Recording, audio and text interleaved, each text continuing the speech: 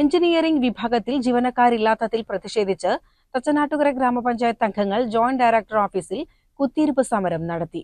രാവിലെ 11 മണിക്ക് ആരംഭിച്ച പ്രതിഷേധം വൈകുന്നേരം 3:30 മണിവരെ നീണ്ടു.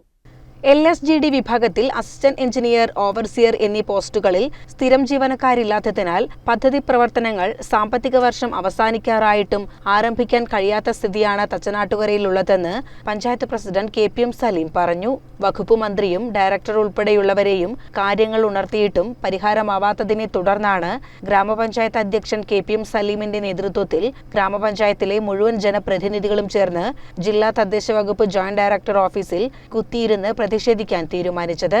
രാവിലെ 11 മണിക്ക് ആരംഭിച്ച പ്രതിഷേധം വൈകുന്നേരം 3:30 മണിവരെ നീണ്ടു. വെള്ളിനേഴി പഞ്ചായത്തിലെ AEക്ക് അധിക ചുമതല നൽകി തച്ചനാട്ടുകരയിലേക്ക് നിയോഗിച്ച് ഉത്തരവിറക്കിയതിനെ തുടർന്നാണ് പ്രതിഷേധം അവസാനിപ്പിച്ചത്.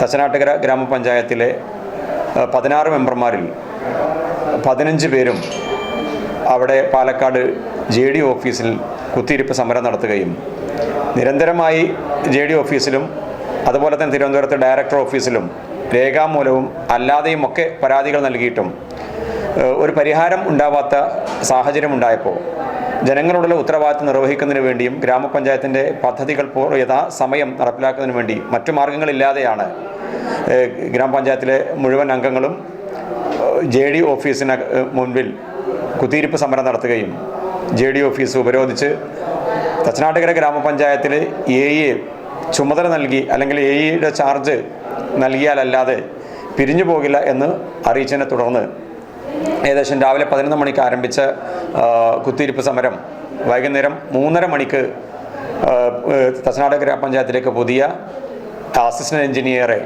ചുമതലപ്പെടുത്തി സർക്കാർ DDP ഉത്തരവ് ഇറക്കിയതിന് ശേഷം മാത്രമാണ് ജനപ്രതിനിധികൾ, ഗ്രാമപഞ്ചായത്ത് വൈസ് പ്രസിഡന്റ് ഉൾപ്പെടെയുള്ള സ്റ്റാൻഡിംഗ് കമ്മിറ്റി ചെയർമാരും മറ്റ് മെമ്പർമാരും എല്ലാ രാഷ്ട്രീയ പാർട്ടികളിലും പെടുന്ന മെമ്പർമാർ ഒന്നിച്ചാണ് ഗ്രാമപഞ്ചായത്തിൻ്റെ ഈ ആവശ്യം അവിടെ അവതരിപ്പിക്കുകയും അത് ശക്തമായ ഇടപെടലിലൂടെ നേടിയെടുക്കാനും കഴിഞ്ഞിട്ടുണ്ട്.